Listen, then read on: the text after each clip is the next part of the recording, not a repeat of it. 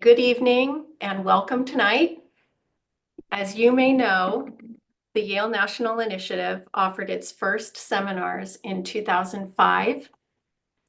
Since then, 626 public school teachers have participated in our program as Yale National Fellows and have developed 1,105 curriculum units in 115 seminars led by Yale faculty. This year, we celebrate the 20th anniversary of the Yale National Initiative. It is a very special moment in the initiative's history, and I am so pleased that all of you can join us tonight for our 21st virtual open house. Teachers from school districts and institutes participating in the National Initiative are taking part in this meeting with the Yale faculty members who will lead our 2025 seminars. After the national seminar leaders describe their seminars, if time allows, I will ask a few questions that teachers submitted in advance. First, we will hear from Tim Barringer, who is professor in the history of art and who will lead a seminar on art, design, and biology. Tim. Yes, hi everyone. Just want to share my PowerPoint. Really good to see some very familiar faces on the screen. Hi everyone, hope you're all doing well. Stephanie and I talked last year about the idea that it would be great to do a seminar which was equally interesting, or I suppose equally uninteresting, to science teachers and teachers in the humanities, the arts, and those who are interested in art as an art form, as a form of human expression, as a cultural form, and those who might be interested in looking closely at the world as a scientist might do. And I found it really fascinating to think through how, looking back into art history, there's a kind of intersection between methods of close looking for aesthetic purposes and methods of close looking for scientific purposes. And let's make sure, there we are. So here are two apparently very different images. In fact, they're both fine art images which are fascinated with the human body. And if you go deep down into the history of art, you find that, of course, the human body, at least in Western art traditions, is absolutely the central image. And Leonardo da Vinci in the Renaissance was attempting to understand the body simultaneously through scientific discourses and through aesthetic ones. In fact, he would probably have argued that it's the perfect proportions of the body, mathematical proportions of the body, that make it beautiful and divine, as Leonardo might have said. Damien Hirst, who's exactly my contemporary, they used to call them young British artists, his movement, until they were no longer young, unfortunately. So they're now like pre-elderly British artists. But anyway, he thought he was a very sort of cool young man in 2000 when he made this sculpture in which essentially what he shows is a bronze, which would be the kind of typical heroic image of a warrior or a leader. And instead of showing the surface of the body, he strips it away to reveal, as it were, the organs working underneath. He calls it hymn to nature, I suppose. So artists throughout the whole of the last 500 years in the Western tradition have been preoccupied with the body, looking at it as a series of organs, but also thinking about creation and thinking about proportion, all of these issues. So it occurred to me that we could have a really interesting conversation between teachers in the sciences and teachers in the arts and humanities subjects, teachers of history, art teachers, who all are interested in looking at the natural world. And the great thing about the seminar, as I'm imagining it, is that nobody will know everything, least of all me. I called it art and biology because biology was the only science subject I got an A in when I was at high school. So, I mean, I wouldn't even want you to hear what I know about physics.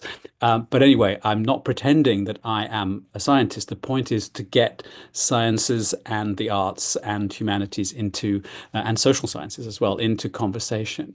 So the main main sort of body of material that I wanted to think about comes from the 19th, 20th, 21st centuries. And as always with these wonderful summer seminars, the great joy of bringing teachers from all over the US to Yale is that we can look at works of art together in the Yale museums, look at original objects. And because all of the Yale collections are available as high quality JPEGs, you can just download them from the website and teach with them wherever you are.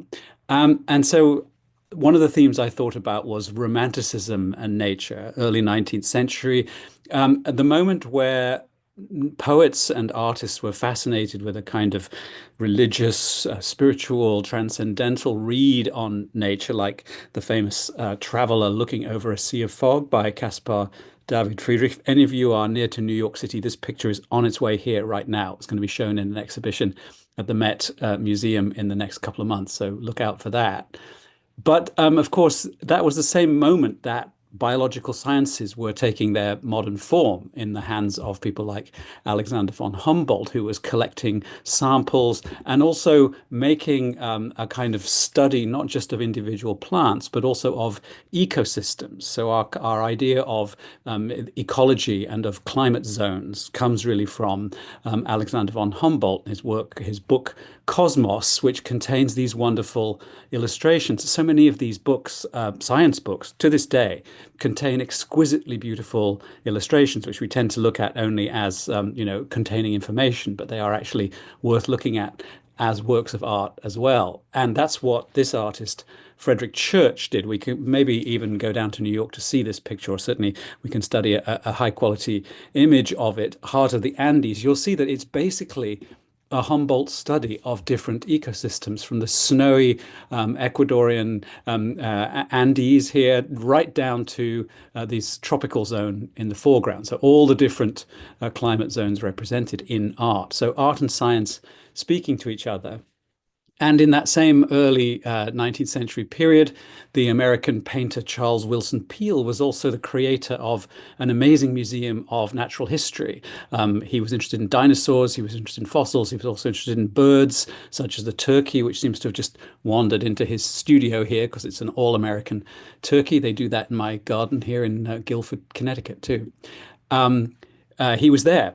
Peale was there when they it's a great title of a painting, Exhumation of the Mastodon, right? Digging up the bones of this great mammoth-like dinosaur, or this ancient creature, extinct creature, which was all about saying that, there's a natural history of the United States, which reaches deep, deep back into the past before this country was founded.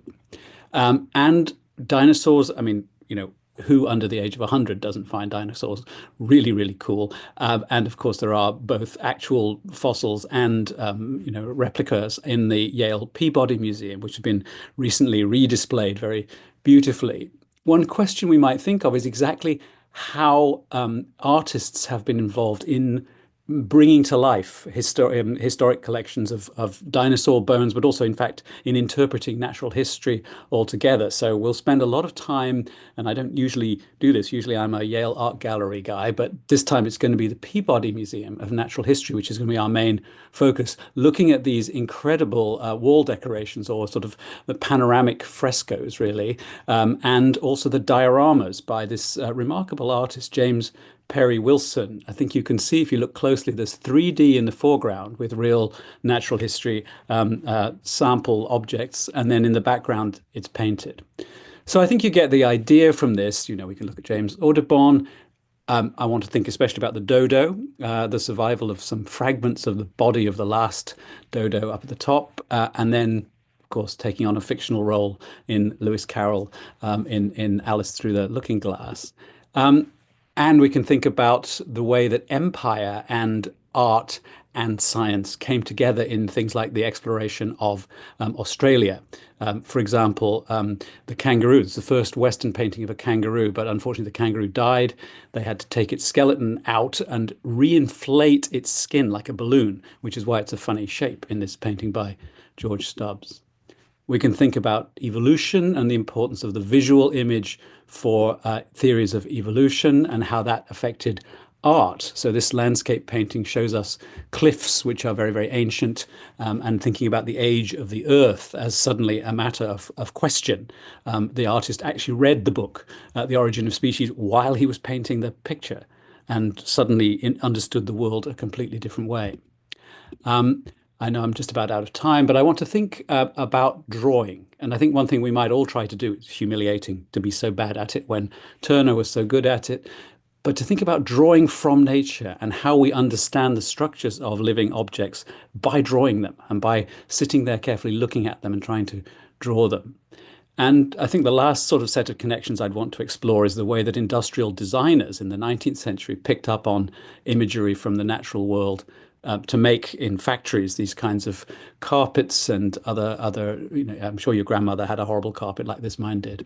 And then a sort of revolutionary group in the late 19th century turned back to natural dyes and to natural substances, anti-industrial. This is William Morris designing anti-industrial but natural products for consumption.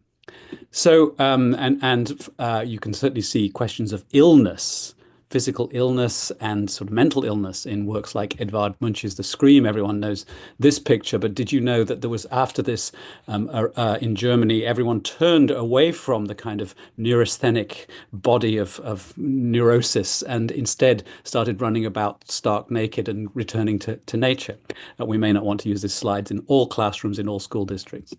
So we'll think about sanatoriums and health and the body and the way that the healthy body is represented as well. And the last move would be to think about the way that we imagine bodies in other worlds. So these are on the left 19th century and on the right 20th century visions of what the world might be like on another planet. Artists imagining through the study of scientific drawings, but imagining what a creature from another world might look like. So I'm looking forward to learning a lot from everyone in the room, and I'm looking forward to, light's gone out. Shut up, Barringer. It's time to shut up. Okay. Thank you, Tim. Jessica Brantley, Professor of English, will lead a seminar on the art of writing and revision. Jessica. Thanks, Stephanie. And again, like Tim, I'm really excited to see the faces of people I know as well as people I don't know on the screen, and I'm looking forward to getting to know more of you. This is the art of writing and revision, but it's not really art, so I apologize that I don't have a PowerPoint. Not really an art historian, but I will talk a little bit about some ideas that I have about how to structure a seminar around writing. And the ideas are to basically bring together two venerable Yale classes, two sort of famous classes that Yale undergraduates have enjoyed for years and that seem to be permanent fixtures in our curriculum and are always well loved by the people who take them. Classes that in different ways are about writing and about revision. The first one is English 120, which is a class in reading and writing the modern essay. And that's really important. It's important that it's reading and writing because we teach writing by writing in the first place and also importantly by reading. So we read for craft as we talk about it. We read as writers, thinking about how a piece of writing is put together, how we might imitate its effects, how it works. And once we've read for craft, we will be able to think about our own writing in a more crafty way, right? In a way that's a little bit better informed by the things that we see other writers doing professionally. So in both of these courses, we read a number of professional essays and think about how they're put together. The other thing, of course, that we do is reading for revision. So we read our own work and the work of our peers, thinking very hard about how they might be, about how they are working, I'll say, and about what is working well and what is maybe not working so well. And so we read as editors, as writers, and revisers, trying to think about how to improve any piece of writing that we might be working on.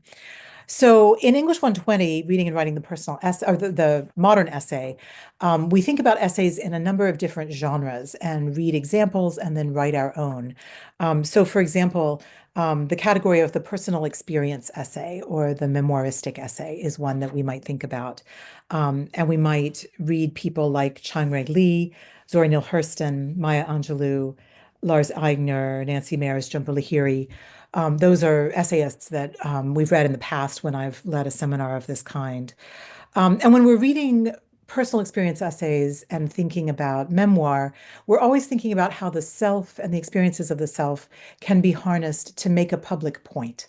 So the difference between writing in your diary and writing a personal experience essay is the difference between speaking to yourself and speaking to a larger audience. What does that larger audience want to hear? What is the public point? How do you weave your understanding of your own experiences and your memories of them into something that makes a larger, more public point? So that's the question we bring to the professional essays that we read, and it's also a question that we bring to the essays that we write and then read together in a workshop. Another example is the profile essay. So whereas in the personal experience essay, you're drawing on your own experiences and your memories, in the profile essay, you might draw on an interview that you have with a person. And then again, you're trying to represent that person for an audience that might be interested in drawing a larger public point from what you have to say about them. So in that unit, we might read Annie Dillard or Tom Wolfe. We might read Rebecca Skloot or Walt Whitman, Paul Fussell, George Orwell, Virginia Woolf, writing about people in various forms. Another way to think about the personal essay or another genre of personal essay is the genre of cultural criticism. And in that case, the public point is at the forefront in an essay that's attempting to critique culture. But then the question really is sort of flipped around. How do you make it personally meaningful then, right? How do you mount a cultural critique that speaks to people, that's persuasive? And we might read Henry Louis Gates, Martin Luther King, Atul Gawande, Chief Seattle, David Foster Wallace, lots of different people we can read, making different kinds of cultural points through their writing. And the idea is, as I think I mentioned in passing, that we will have workshops. So we will read the professional essays and we'll talk about them, but we'll also read each other's essays. So this is a seminar where you should be prepared to write often, and to be open and generous and unafraid and risk-taking about sharing your work with your colleagues. And we'll all be very generous with each other. But I think we'll really get a lot of work done. So in my experience, people reading each other in workshop in this kind of situation really treat each other respectfully, but pull no punches in terms of talking about how an essay hits them and how they might improve it. It's the only way I think that we can really improve our writing, is to understand how it affects readers and to hear from readers how it affects them. So another aspect of this kind of workshopping that we might do is to think about the sound of the sentence, the sound of the paragraph. And we might think about these different building blocks of writing, not only as written forms, but also as oral ones. So we can workshop each other's written work. We can also experience what it is like to write something for oral presentation and then to read it to a group of people. How is that different from the kind of thing you would write in order to give it to someone to read it? How are your compositional writerly practices different if you're writing for oral presentation? But also just what kinds of feedback do you get from the room when you read your own work aloud? So that's another way of thinking about ourselves as writers that we might be able to develop in the seminar. The other class that I'm thinking about in drawing this seminar together, and this is new for me, but it's very interesting to me, is a very venerable Yale class called Daily Themes. So 120 has been around for decades. Daily Themes feels like it's been around for centuries. I don't know if that's really true, but it's a very famous class in the Yale English curriculum. And it is basically what it sounds like. Students write a theme that's 250 to 300 words each day. And then at the end of the week, they meet with a tutor and they go over their 5 themes. The class is structured around lectures that are given, that all the students attend on different subjects, and the subjects are the subjects of the themes. So, for example, in one week, you might be thinking about metaphor. And the lecture would be about metaphor. And then the point of your 250 words or your 300 words would be to play around with metaphors and to see how that works. Other topics might be syntax or sound, beginnings, register or diction, character or dialogue. So some of these things are fictional as well as non-fictional. We might think about adjectives. We might think about catalogs. We might think about clarity as a topic. So the daily themes are structured, are responses really to what the students are thinking about in terms of these various topics. And the idea is to be adventurous and to really take risks and to really try things that are new. And then, as I say, in daily themes, those are discussed with a tutor. In this situation, again, I think we would want to imagine a workshop environment where everyone had gone off and written a short theme about, say, adjectives or thinking about adjectives, and then we would come together and think about how adjectives worked in the various pieces. And this is it's a little bit unusual for a Teachers Institute seminar because it is one that involves some writing apart from your curriculum unit. But the writing is really the learning in this case, and the writing and revision is taught by trying it, by really trying your hand at all these different forms. So I'm really excited about it. I think it will be fun. It will be innovative. It will be what we want it to be. I think it's appropriate for any teacher of any subject. I mean, writing is something that we all teach in our different ways to our different students. I think it's also appropriate for any grade level. I could imagine thinking about writing with very young students and also obviously with much older ones. I also think I have taught a similar course on the 120 model in the past, or led a similar seminar. It was a while ago. And I do think we always are developing and improving as writers. So I wouldn't think that there's really a reason for someone who took that course and was interested in writing more to think they shouldn't take this one. But it also will be a little bit different because, as I said, I'm thinking about this framework of daily themes as well as the sort of modern essay framework of the first iteration of the seminar. So I think that's all that I need to say about it right now. Thank you, Stephanie. Thank you, Jessica.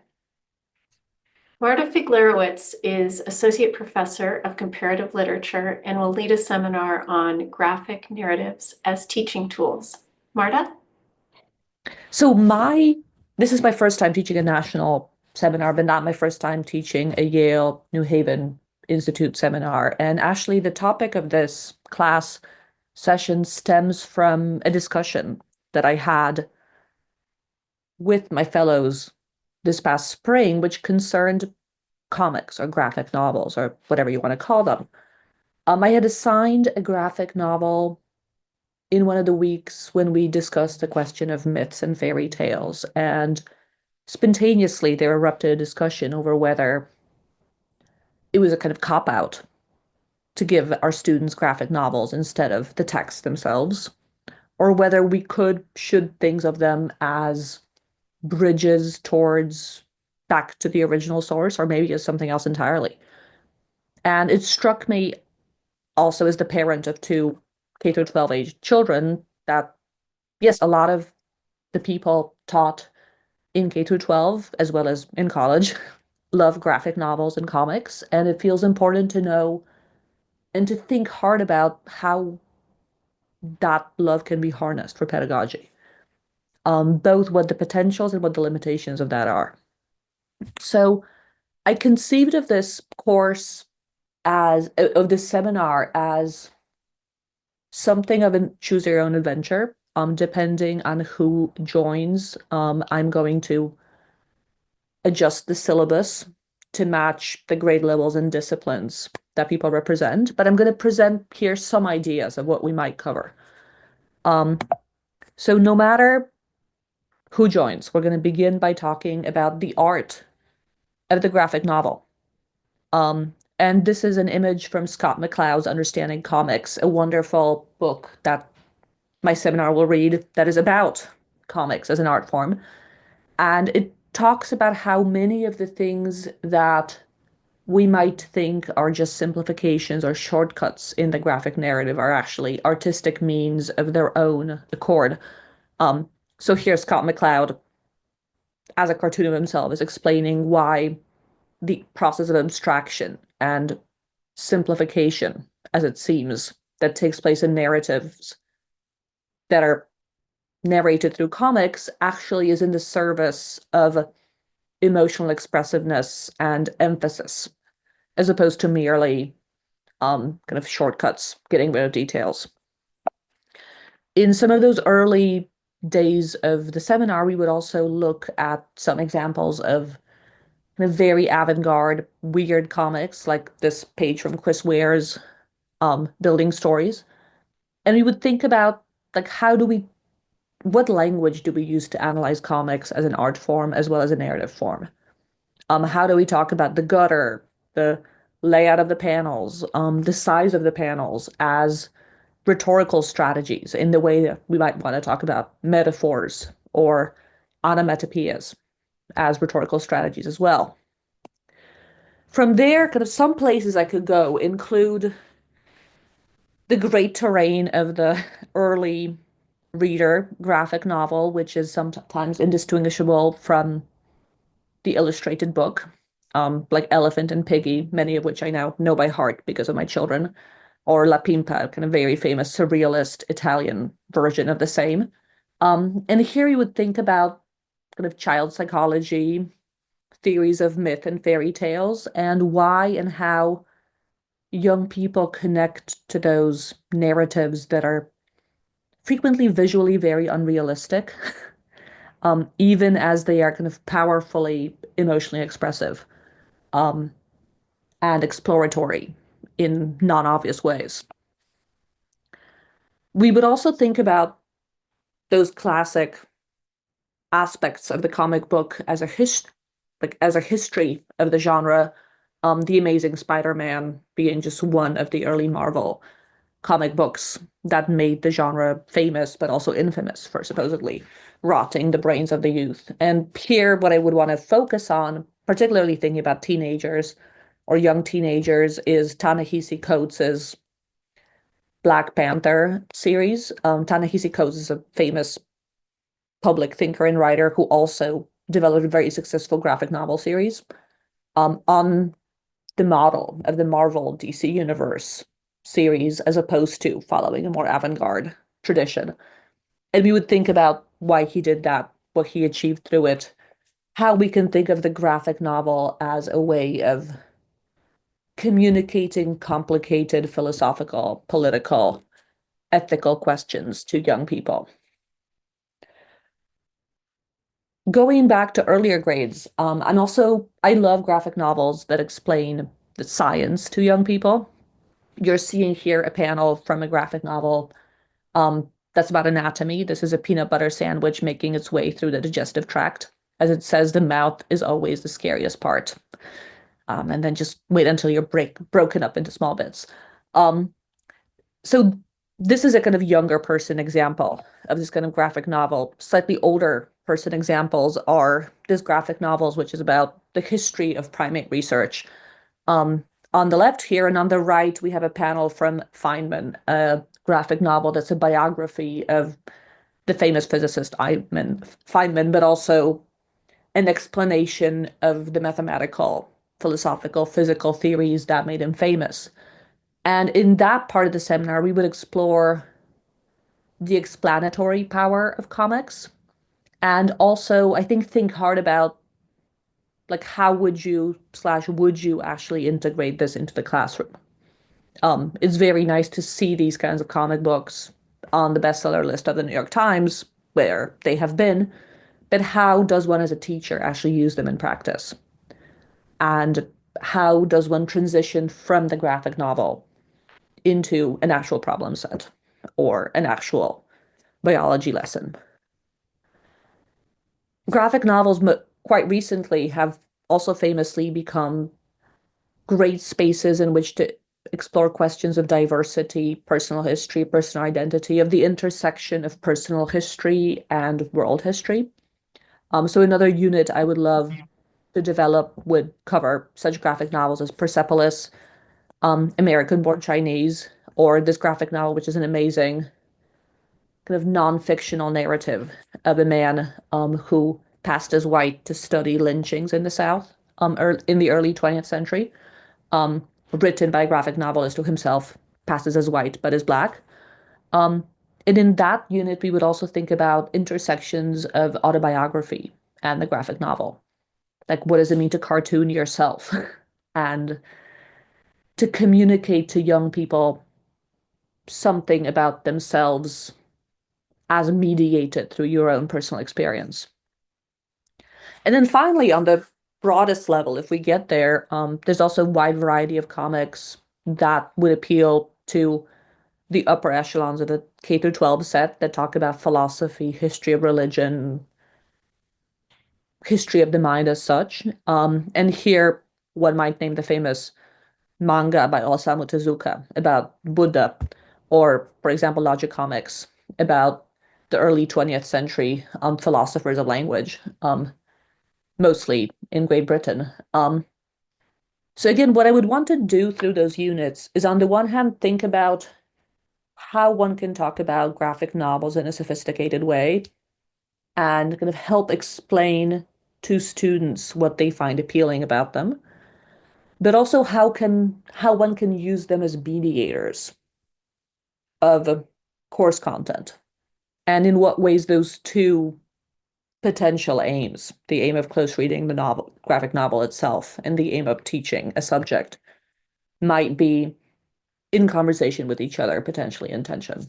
So that's mostly it for me. I have a lot of other graphic novels I would love to talk about, so I'm really eager to just follow your lead on this. Thank you, Marta. Let's go to Ayesha Ramachandran, who is Professor of Comparative Literature and will lead a seminar on teaching with and through maps. Hi, everyone. Let me just see if I can share my screen. Okay. Yes. Like Marta, I actually have led a local seminar here in New Haven, but I haven't, this will be my first national seminar. And so I'm really excited to be sharing some of these ideas and questions with you. I will say I learned so much from the seminar I did teach during COVID on Zoom, which was truly terrible for all concerned in the midst of 2020, summer of 2020.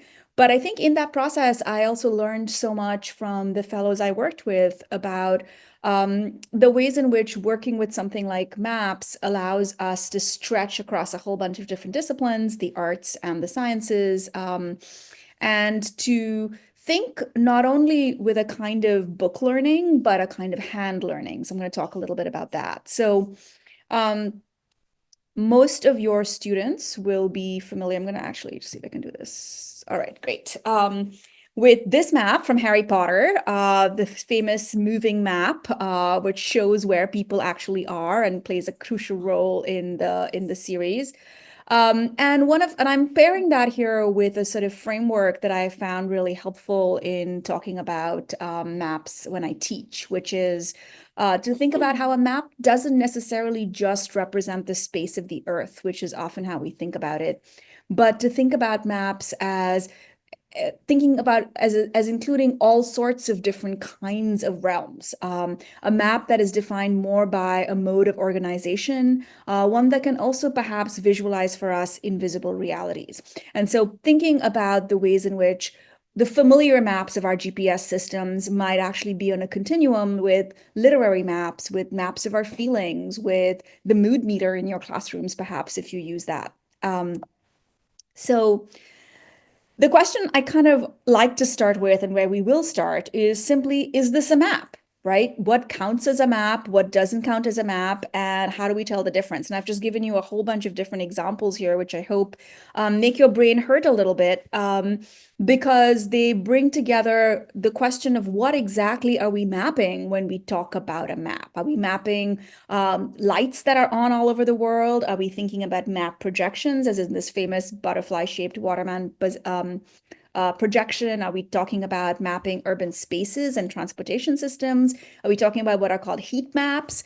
Are we looking at this at spiritual maps? This rose, in fact, its larger picture is a Catholic rose that maps spiritual stations. Are we talking about maps in which kindergartners or even pre-kindergartners are trying to visualize where their home is in relationship to school, right? All of these things are ways of organizing and orienting ourselves in the world around us.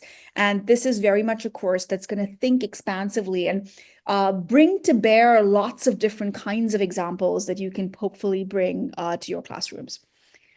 This is one of my favorite ways of challenging map thinking beyond the kind of obvious atlas map in your classroom or GPS system.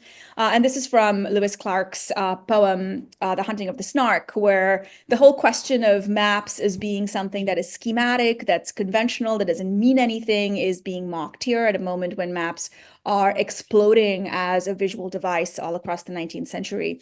So we'll talk about the question of how accurate or not are maps. Should they be accurate? Are they always on the borderline with fiction and art? And in what ways can we productively use that to force us to unpack some of our own assumptions? So a quick course outline. I'm sorry to be nitty-gritty about it, but maps is one of those things that is a slippery slope into cool pictures, and I will show you some cool pictures in just a moment. So the way I envision this is we'll spend the first week really thinking about maps. What counts as a map? What are map literacies that of different kinds applicable to different grade levels and different disciplines? And look at a mix of sort of more, I would say, kind of historical readings, just to make you feel like you have something to take back to your classroom and your students, but also simply gathering examples that you can file away and use further down the road. And week 2 is really going to be very hands-on. We're going to think about what does it mean to read a map and to make a map. So I'm hoping we'll incorporate a visit to the Beinecke. We'll look at a range of really fabulous digital resources that are available that you can use in your classroom freely. And we're also going to devote several, like probably 2 or 3 days to simply making maps and making different kinds of objects or books with old maps, right? And part of it is I am a huge believer, especially in this age of AI, with the need to go back to the body and the hand and our somatic understanding of space. And so we're going to look at how do we get our students in some ways to a place where they can do that. And I just taught a class this morning in which my graduate students could not tell the difference between a book and a manuscript or vellum and paper. And it was very sad. So I feel like it's really important that we touch things and cut things up and think about how they are actually made. So for the remainder of my time today, I'm just going to give you a flavor of the different kinds of maps that we are going to look at and think about, just so that it can hopefully just get your brain thinking about how this sort of tool and lens and instrument could really be useful to whatever it is that you teach at whatever grade level. So here is what is considered the oldest map on a cuneiform tablet, currently in the British Museum. And I start with this really for 2 reasons. When we think about maps, we often think about mostly European maps that were mostly made in the 16th century and after, that we think of as scientific, modern, accurate, etc. But the category of map, of course, expands all across the world and includes all sorts of different kinds of objects. And part of what I hope we can do here is to think about the so-called modern map movement is just one part of a much larger and more complex story about this question of what counts as a map. Right, so I've given you a kind of little analytical picture here, which we think is what this map represents. Of course, there is a certain amount of speculation involved here. Here is what is the standard medieval map in Europe, a so-called TO map. And you can see that it's a T in the middle and an O with the ocean sea around the 3 continents. This is pre-Columbus. And that same structure here in a medieval manuscript with Jesus overlooking the world, right? So thinking about the tight connection between religion and cosmology, even within these maps. What we have here is a heart-shaped map, so-called cordiform projection, this kind of moment in the 16th century of trying to figure out how to make maps more so-called accurate and more descriptive, but also symbolic, right? Thinking about the heart as being the center of the body, the beating heart that connects us to God, and how do we bring that symbolism to bear in how we understand ourselves in space. Similarly, here, a kind of famous map from which a lot of fabulous sea monster creatures are reproduced. It's Olaus Magnus's map of the north, and you can see all of those amazing pictures of like snakes and narwhals and fabulous creatures that then seed fiction in maps for a long time to come. So one of the earliest double hemispheric maps, getting close to our more contemporary sense of what is modern, but paired here with a medieval Islamic map, considered a really kind of important example here again of different ways in which different cultures envision and represent what the world is. Here, a missionary map from the late 19th century, thinking about like the shape of the cosmos mapped onto our world. And I think images like this, I think, are really powerful in talking to students, because it tells us that what is important to us about our space and place in the world is not always some kind of scientific objectivity, right? And so what does it mean to imagine their own lives in this particular way? Here, a serio-comic war map from 1877, thinking here, I mean, sort of interesting political commentary, as well as thinking about the graphic novel kind of comic elements. And here are sort of 2 very famous maps associated with literary texts, Stevenson's Treasure Island, and of course, Tolkien's Middle-earth. And here are some maps that I actually love to teach with, and they are they're from a collection called the Atlas of Experience, which imagine what does it mean to visualize in traditional map form how we feel or how we move through our lives, and how do we think about the span or the space of a human lifetime or a set of emotions or a relationship being put into this kind of visual map rhetoric, right? And then moving on to just quick examples here, I don't want to take up a ton of time, of how to make maps and what sorts of things count as making maps, both analog and digital. And I will just say, I'm a big, big believer that the digital world is always in dialogue with the analog world. Technology is always changing. This has been true of the history of maps, I mean, which is a story of technological obsolescence and supersession in all sorts of ways, that I think is really legible to our students when you look at these images and how we move through them over time. But also thinking about the ways in which not being able to actually find your way or think about the visualization of space because all you have is Google Maps in your mind, and how do you actually move into making those connections and building those relationships and those narratives, that involves actually doing the thing of making. Right, and so we're going to look at some sort of online tools for making maps. Procreate is a common one for those who have or use devices. But there's Google Maps itself. Here, I've given you an example of that. But also good old Post-it notes and cutting up, bits of sticky paper, as you can see in this excerpt of a map I've given you from a preschooler. I recently learned that you can buy a stamp kit to make little rubber stamp maps, and I might actually acquire one of these because I'm fascinated by this concept of how people who can't draw or feel drawing challenged now have an aid, which is great.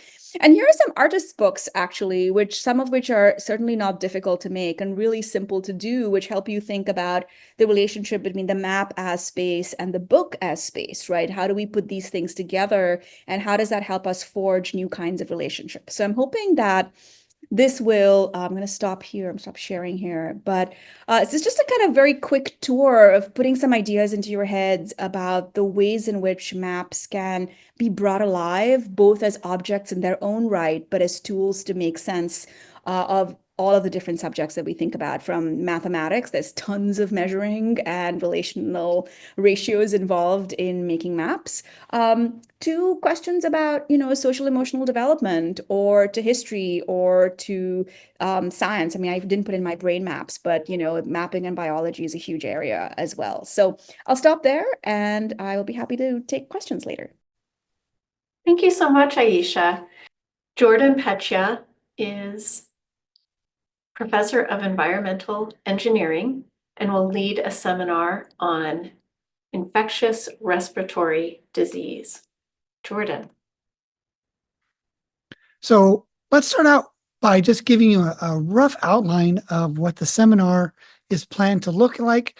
And then I want to give you 3 or 4 different ideas or areas where I think that units could be developed from. So the seminar will start with understanding the biology of pathogens and human infection. We'll move on to covering the routes of transmission, things like how does a person get a cold. We'll cover technical concepts like how do you disinfect a place for viruses and how does the chemistry of that work. We'll think about the transport of viruses. How long does it take for a virus to settle into the ground once it's been aerosolized, as well as other technical aspects of the virus, including its biochemistry. We'll also discuss the social and political concepts of infectious disease, and specifically respiratory infectious disease. Now, the infectious disease world is very big, and so I've tried to narrow it down by mostly focusing on viruses and focusing that even a little bit more into respiratory viruses. Now, if you have a virus or a disease that you're interested in that doesn't fall into that categories, that doesn't mean it's not suitable for a unit, but it does mean that most of the teaching in the course and most of the discussion will focus on respiratory viruses. And so you may not be able to get all of the learning out of the seminar that you would if you were to go with a respiratory virus. So the seminar will be well suited for teachers, junior high students and high school students in the science as well as the humanities, because we're really going to hit on these social and some political concepts of disease outbreaks, pandemics, etc. The material in the seminar could also be made suitable for units written by elementary grade teachers. My past experience has been that I've been impressed and a bit in awe of the clever ways that elementary school teachers have taken what I think is some pretty difficult concepts and made really excellent units for their elementary school classes. So I look forward to people trying to do that. I know that teachers were going to bring their experience and their knowledge to build creative and appropriate units, and I'm interested in what you have to offer in terms of ideas. But here are just a few thoughts about how you might be able to structure units. If you're a mathematics and statistics teacher, well, epidemiology turns out to be almost all mathematics and statistics. I'm showing you an example of a COVID-19 outbreak in Bridgeport, Connecticut. What you're looking at is what has been modeled as the actual outbreak, the number of cases per population over time. And it was modeled based on wastewater COVID concentrations and this multivariable regression that was developed elsewhere. And you can see when you actually look at it with the measured cases, the actual measurements, it's the same in timing and the same in magnitude. This is all, again, just to show you that you don't have to think about regressions for this unit as much. But what I want to convey is that much of the work in infectious disease is mathematics. It is statistics, it is calculus, it is algebra. It's the basis of epidemiology is mathematics. So there's a lot on the political and social implications of infectious disease, just mainly because it has such a huge toll on our health, our morbidity, as well as our mortality, and certainly on our economics. This is a graph that shows you when the world reached 5 million COVID-19 deaths. And what you can see is that the Americas had many, many more deaths than Africa, even though the population of Africa is larger than North America and South America put together. And it's interesting to explore why that is. What were perhaps the cultural differences, the differences in behavior, the differences in governments that caused that? There are many other political and cultural questions to explore. We were all faced with these during the last COVID-19 pandemic as well, thinking about what do we do when our institutions are no longer trusted by the general public? Why were our institutions not necessarily trusted by the general public? And how can we, solve those types of problems? So, from institutions to physics, this routes out the transmission of an airborne disease, something like, let's say, RSV or some forms of influenza. And what you're seeing is particles, and these particles are kind of big in this case, and they settle down to the ground fast. These particles are small and they stay in the air. That's just pure physics. Why does a really small particle stay in the air versus a really large particle fall down to the ground really fast? It has to do just with gravity and the laws of gravity and Newton's laws mostly, but we add in the element here of wind resistance. Turns out wind resistance isn't a very big thing if you're a large particle, but it's a huge thing if it's a small particle, and it's all fit together by a force balance on a particle called Stokes' law. Now, lest you be a chemistry teacher, we have lots for that as well. And I'll just give you an example, thinking about the disinfection of viruses. Remember us walking around during cold and flu season, during COVID-19 with a box of Clorox wipes or all the hand sanitizer we put on our hand. Those are first order reaction rates. If it's chlorine as a disinfectant, then it's simply hypochlorous acid that gets oxidized to chloride and oxidizes everything else in its way. Hypochlorous acid can transform into hypochlorite at a higher pH, and one is is a much better disinfectant than the other. But I think the chemistry teachers among you can hear this and think about this and can probably find a lot of interesting chemistry in not only the disinfection of microorganisms and pathogens, but also the biochemistry of these pathogens. One final slide that I'll put forward is just the biology and the evolution of viruses. So this is a rich field if you're a biology teacher as well. So again, there is just the plain biology of the viruses, how they survive, what kind of mechanisms they use, what their biology and biochemistry looks like. But then there's the evolutionary side of it. And the evolution of viruses is a really interesting scientific thing. I'm showing you a graph here that's well known, and it shows that higher level eukaryotes, these are people and monkey and fungi and algae and things like that, and plants, have very large genome sizes, and they don't mutate very fast. Their mutation rate is very slow. That's why it takes us so long to evolve. Things like viruses, though, have very small genome sizes, and they mutate at a very fast rate. They can mutate very fast. In fact, we all, again, have experience with this, just given the different types of strains of COVID that popped up over different times during the pandemic. So what are the implications of that? How does evolution play a role in jumping from animals to humans? What's going to go on with bird flu, and how is evolution a part of that? There's a lot of interesting things to study there as well. So I hope this was helpful as a primer on this course, and gives you some ideas about what units that you might want to go after and propose. I would say that the reading in this will be set a little bit later, but we're going to read a book about viruses that's a relatively short book, and then we'll have specific readings on the different topics that are relevant for viral respiratory disease and the modern kind of seminar understanding of them that I think will be helpful for you in writing your units. You should have all of my contact information. I look forward to seeing your proposed units, and I look forward to meeting you all again in May if I haven't met you, and certainly seeing some old friends again. Thanks. So we do have time for one question per seminar leader. So why don't I start with Ayesha? Ayesha, a number of teachers remarked on the interdisciplinary nature of your seminar. Can you give an example or two of potential unit topics for the seminar And would this seminar be appropriate for math teachers?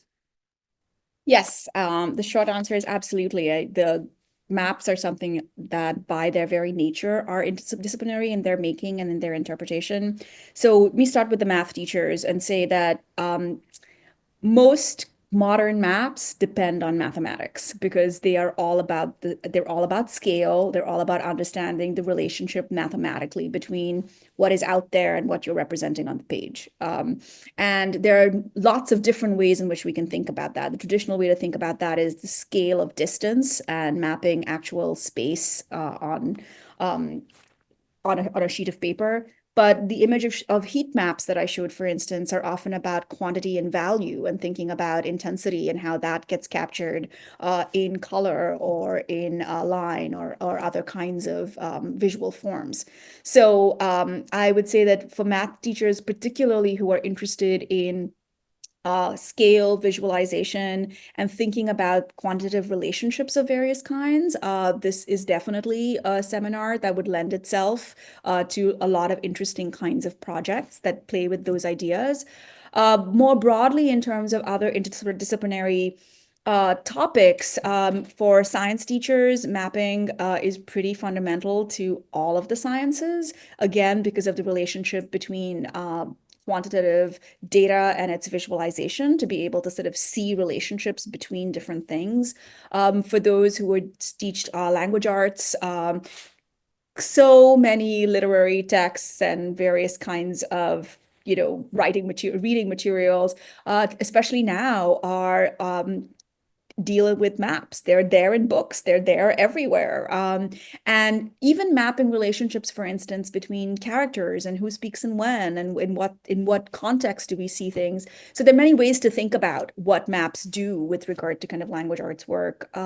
Similarly, with history, with social studies, the politics of map making, and the ways in which maps themselves are political instruments, the way in which they record or erase certain kinds of histories just by acts of naming. I mean, what we call a city, for instance, tells a whole story. So I can just see many, many different ways in which teachers can come in from different disciplines, but also at different grade levels. And I really want to kind of emphasize that maps can be super complicated if you want to build something out using some of the more sophisticated digital map tools that are, many of which are free. But they could also be about, kindergartners thinking about body maps and what is the difference in size between, parts of the body or important places in their lives. So I think, especially because of the emphasis on hands-on work, I think that there's a way in which it's scalable for all different levels. Great, thank you. Jessica, one of the teachers commented, "I am so excited that Y&I is offering a seminar about writing, but I am struggling to come up with a specific idea for a unit. What suggestions do you have for developing a clear unit proposal for a seminar on writing?" Well, I can imagine, I mean, as Ayesha was talking about the different applications of her seminar in different kinds of curriculum units, I was thinking about different kinds of curriculum units about writing, and I can imagine a lot of different kinds. I mean, the personal narrative is something that we use a lot at every different age and grade level to try to get students to be invested in their own writing because they're writing about something that they know and that they care about. So I can certainly imagine that, or even the profile being adapted to, very young students as well as very old ones. I also think that the sort of nuts and bolts quality of writing, if we think about the genre of the sentence, for example, and think about how sentences work and good sentences and bad sentences and powerful sentences and effective sentences. And if we, sort of get into the analysis of what makes a sentence really good and really effective or not, I could see that working again at a number of kinds of levels. I think we all as adults can constantly think about our sentences and improve them in various ways. But so can very young students who are just learning about capital letters and periods and trying to figure out how to translate their thoughts and their speech onto the page as written language. So I could imagine lots of different ways of developing curriculum units that are really focused on students writing. Terrific. Thank you. Tim, a teacher asks, will this seminar include field explorations? If so, what are some proposed places where fellows may visit? I'm sorry, could I just interrupt for a moment to say that Yes. I forgot to say that I would love to take my seminar to Beinecke to look at revisions in the archive, because I think there are lots of wonderful examples of artists and writers papers that show them in the process of not only writing, but also revising. So I just wanted to say that. And sorry, Tim, I've taken some of your time. No, that's great. That will be a fantastic thing to look at, because some of those manuscripts are amazing. You can see them covered in different colors and everything. They're incredible. Yeah, well, I think the Peabody Museum will be one of our main ports of call. But actually, when I've taught Yale undergraduates a similar sort of topic with a particular reference to John Ruskin, who was one of my favorite writers in the 19th century, I actually made them read his book, a few pages, the introductory pages of his book, The Elements of Drawing, which is about how to draw from nature carefully. And then we went to a local state park called Sleeping Giant, and we did a Ruskin ramble, and we rambled until we found a leaf or a brick, or not brick, God, no, Ruskin hates bricks, a stone, a natural stone. And then we just sat down, on the forest floor for a couple of hours. It was a nice day, and just drew. And it turned out that even those of us who are just hopeless at drawing, if you try, you can start to, at least if not make a beautiful drawing that you would want to hang on the wall, at least you can start to understand the shape of that object, and then you can understand how, for example, the structure of the leaf that you're drawing, or the strata in the stone or the rock that you're drawing. Uh-oh. I think we missed the conclusion of Tim's question and answer. So let's go to So Marta. looking closely at nature, I think, is something that is both central to art and central to science. Thanks, Tim. All right, Marta. Are there one or two specific graphic novels that you envision as common central readings for your seminar? Oh, thank you. That is such a great question. I think, again, it will very much depend on who enrolls.